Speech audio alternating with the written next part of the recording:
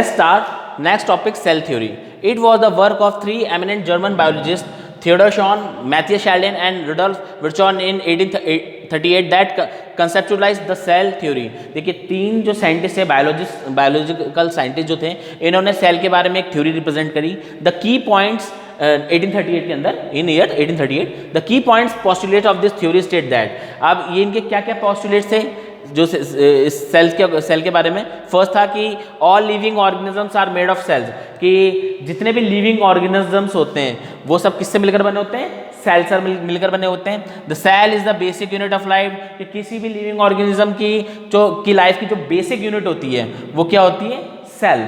New cells arises from the old cell, और जैसे old cell हो जाते हैं वो आफ्टर डेड, किसमें जब डेड हो जाते हैं तो फिर क्या बनते हैं आपके बॉडी के अंदर, new sales. These postulates of the cell theory form the basic principle of biology. तो ये जितने भी postulates हैं इसने सेल थ्योरी या कह लें जितने भी ये postulates हैं ये बायोलॉजी के अंदर सेल थ्योरी के मेन बेसिस थे. Cells are complex in nature and are present in various number, shape and sizes in our body. देखिए सेल्स नेचर के अंदर बहुत ही कॉम्प्लेक्स होते हैं और ये हर लिविंग ऑर्गेनिजम्स में डिफरेंट नंबर में होते हैं, डिफरेंट टाइप के शेप्स में होते हैं और डिफरेंट टाइप के साइज में होते हैं.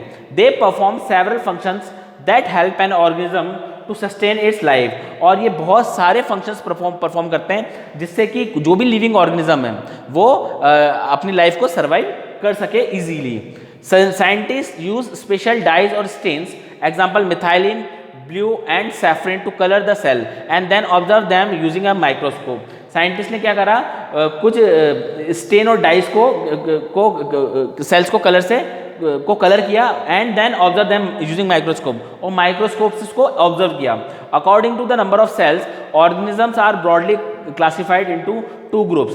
अब नंबर ऑफ सेल्स के बिहाफ पर ऑर्गेनिजम्स को दो पार्ट्स में क्लासिफाइड किया गया है. पहला है यूनिसेल्यूलर और दूसरा है multicellular. So first of all talk about unicellular organism. उसका एक बहुत अच्छा एग्जांपल है paramecium.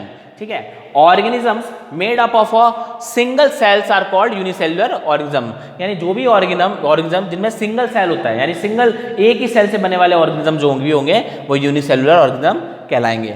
The single cell performs all the functions needed for sustaining life such as growth, movement, digestion, excretion, respiration and reproduction.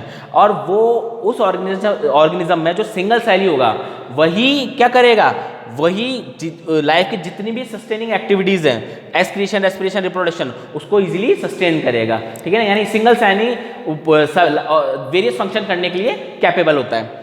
Amoeba, paramecium and bacteria are some example of unicellular organism. Amoeba हुआ, paramecium हुआ या आपके bacterias हुए, ये किसके example हैं, unicellular organism के. Next है आपका multicellular organism. The organism that are made up of many cells are called multicellular organism. और ऐसे लिविंग ऑर्गेनिजम्स जो बहुत सारे सेल से मिलकर बने होते हैं उन्हें बोलते हैं multi cellular organism. Such organisms are usually macroscopic in size, which means they can be seen through unaided eyes.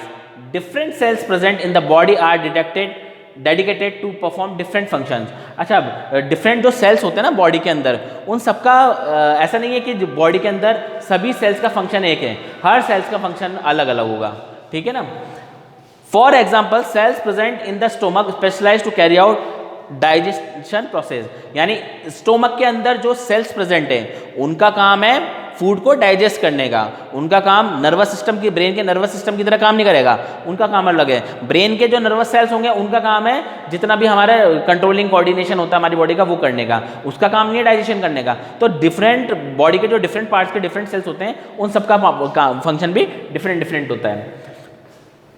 While cells present in the lungs specialized to carry out respiration process, जैसे lungs के जो cells हैं उनका काम है respiration process को carry out करना easily. Plants, animal, insects and human beings are some example of multicellular organism. और प्लांट हो गए आपके, जितने भी एनिमल्स हो गए, इंसेक्ट हो गए, ह्यूमन बींग्स हो गए, ये सब किसके एग्जांपल है, ये सब एग्जांपल है मल्टीसेलुलर ऑर्गेनिज्म का, क्योंकि इनमें एक से ज़्यादा बहुत सारे मैनी सेल्स पाए जाते हैं इसके अंदर, are made up of several billion cells, और इनके अंदर बिलियन सेल्स तक पाए जाते हैं। Thank you.